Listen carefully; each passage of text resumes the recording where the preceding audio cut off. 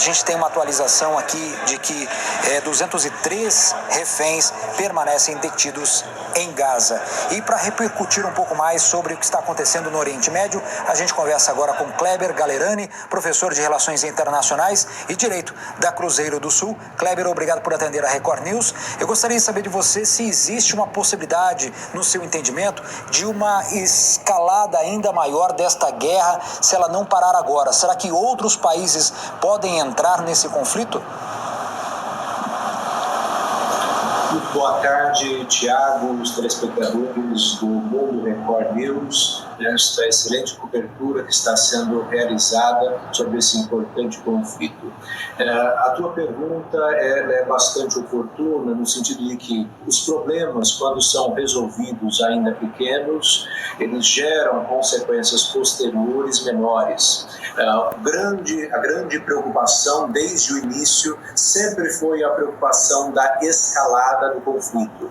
Perceba que a visita ontem de Biden à região em que nós temos esses conflitos traz uma mensagem tanto de apoio a Israel, mas por um outro lado indica também, e algumas fontes nesse sentido, de que uma escalada do conflito, ou mesmo uma invasão terrestre, dependendo da forma como for encaminhada, pode gerar uma crise sem precedentes no Oriente Médio, sabendo que os países do Oriente Médio têm os seus aliados, né? Desde a Rússia, como o caso da China, o caso de Israel, especificamente os Estados Unidos da América, o Reino Unido. Isso pode gerar o envolvimento de outros atores externos. O ideal é que as partes consigam, aproximando-se, gerar uma condição de consenso, e do consenso não haja aí a escalada do conflito. A possibilidade existe. Até o presente momento nós percebemos de parte a parte um cuidado nas próximas ações. Aquilo que seria um ataque terrestre iminente por parte de Israel lá no final de semana e para a abertura da semana na segunda-feira, já estamos na quinta-feira e não chegamos propriamente a ele. E isso é importante, indicando que essas avaliações estão sendo realizadas de modo a que cada estratégia, cada ação seja pensada para que o conflito não se alargue, para que não se amplie. Veja no caso de Biden, reconhecendo, por exemplo, que o ataque ao Afeganistão, lá no contexto dos ataques às Torres Gêmeas, em setembro de 2001, e a resposta pronta que gerou a guerra ao terror e mesmo as guerras preemptivas, aquelas guerras, por exemplo, no caso, por exemplo, do Iraque, em que nós tivemos ali com temores de um ataque, muitas vezes já um ataque prévio dos Estados Unidos da América. Houve um reconhecimento por parte, aí pelo menos de parcela dos políticos estadunidenses, que naquele momento foi um erro, poderia ter sido calculado melhor, né? E talvez este cálculo é o cálculo que está sendo realizado neste momento, Tiago, de modo a não ampliar e amplificar esse conflito, tornando muitas vezes ele dificilmente administrável, Tiago.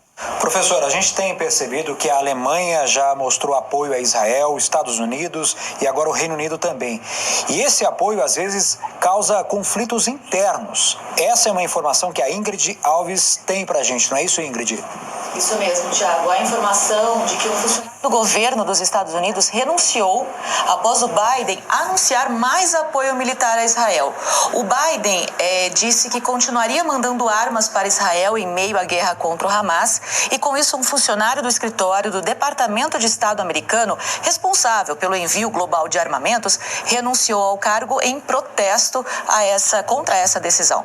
Na carta de demissão, o funcionário, que trabalhou nos últimos 11 anos do principal órgão de fornecimento e transferência de armas para países parceiros e aliados dos Estados Unidos, ele afirmou que a resposta do governo e do Congresso americano ao conflito é uma reação impulsiva baseado em viés de confirmação, conveniência política, falência intelectual e inércia burocrática. Então, claro, a gente tem a decisão aí de um conselho, de um presidente, de um país, mas que não reflete exatamente a opinião e os acertos de todo o país, digamos assim, né? Inclusive de funcionários de alto escalão dos departamentos responsáveis pelo envio desse armamento.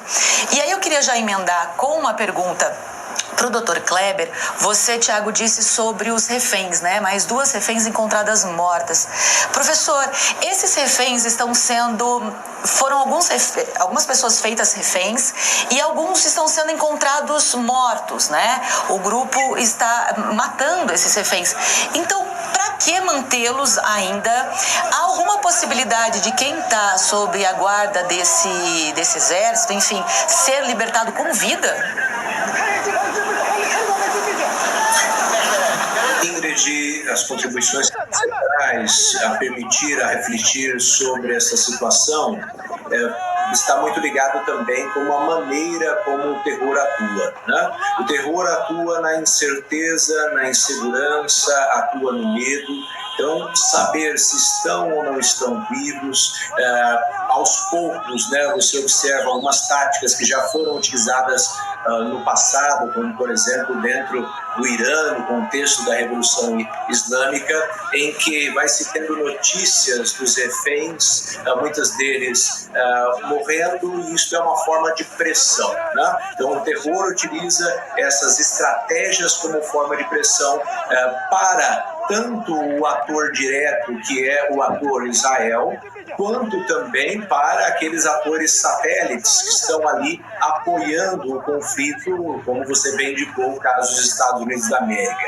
Se nós pensarmos nas democracias, o natural das democracias é a existência de oposição, a participação da sociedade política, como nós vimos até no dia de ontem, no caso da visita de Biden, em que houve algumas manifestações pedindo o cessar-fogo. Lembrando que os Estados Unidos da América foi um dos únicos países que vetou a resolução do Conselho de Segurança da ONU por tréguas humanitárias e, de algum modo, um cuidado maior na maneira como se interveria dentro do conflito. Pensando nisso, nós temos o que nós chamamos nas relações internacionais os jogos de 2 níveis, né? Elaborado por um teórico chamado Putnam, em que ele trabalha que as decisões políticas elas se constroem em 2 campos, né? Você tem que primeiro gerar um consenso interno para que depois isso se transforme num consenso externo da maneira como o Estado agirá para poder propriamente defender ali os seus interesses. E quando falamos de democracia, os ditadores sabem que o processo de tomada de decisões nas democracias é um processo mais lento, é um processo mais racionalizado e que a opinião pública é um fator importante. Então, toda vez que a vida de um refém é tirada, sabendo que existem muitos outros, existe uma pressão na maneira como se irá agir, né? Cortar o diálogo de todo, ou seja, encaminhar para uma invasão terrestre, talvez seja uma resposta desproporcional que gerará a morte de milhares de vidas inocentes. Toda vida é uma vida que vale a pena. E dentro desse contexto, quando nós vemos imagens como essas que vocês estão demonstrando sobre os reféns e assim por diante, é uma forma de pressão sobre as opiniões públicas de cada um dos estados que estão ali atuando, não só Israel, mas também Estados Unidos, também Reino Unido, também Canadá, também Alemanha e outros países que apoiam, no caso aí, Israel. Ingrid. Professor, agora, além de receber armas de fora, o Hamas, ele também fabrica o próprio armamento, usando para isso, inclusive, parte de infraestruturas, né, destruídas por ataques anteriores de Israel. Chapas, tubos metálicos, estrutura elétrica, além de reciclagem também de munições israelenses que não explodiram. Inclusive, tem a construção de 500 quilômetros de túneis de Gaza até Israel. Essa é uma tática de guerrilha muito diferente dessa usada por Israel. Israel tem um exército muito bem equipado, tecnológico, mas no caso do Hamas, eles usam praticamente sucata ou qualquer coisa para atingir os seus inimigos. É uma tática de guerrilha muito baixa, se a gente for analisar nos termos de guerra que nós temos em outros lugares, não é? O terror, Tiago, e a tua pergunta ela é sensível a chamar a essa reflexão.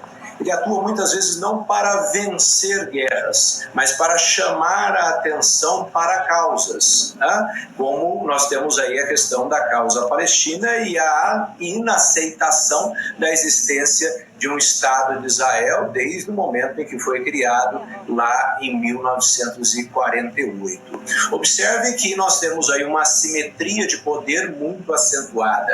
De um lado, um ator que não é propriamente um Estado, que é um grupo terrorista, que atua com os recursos que tem, e os recursos que tem são recursos que vieram sendo, de algum modo, administrados e geridos ao longo desses últimos anos a perpetrar esses ataques. Perceba que muitos desses artefatos, comparados aos artefatos bélicos israelenses, são artefatos primários, podemos assim dizer, mas que conseguem, para o propósito que tem, gerar aí um chamamento de atenção para a causa. Em particular, às vezes bloqueando negociações de paz, aproximação da região, como nós observamos da aproximação entre os Estados, entre Israel e Arábia Saudita, e todo o movimento que ali é gerado dentro desse contexto, nós observamos que também tem algum apoio externo. Então, observamos o apoio do Hezbollah,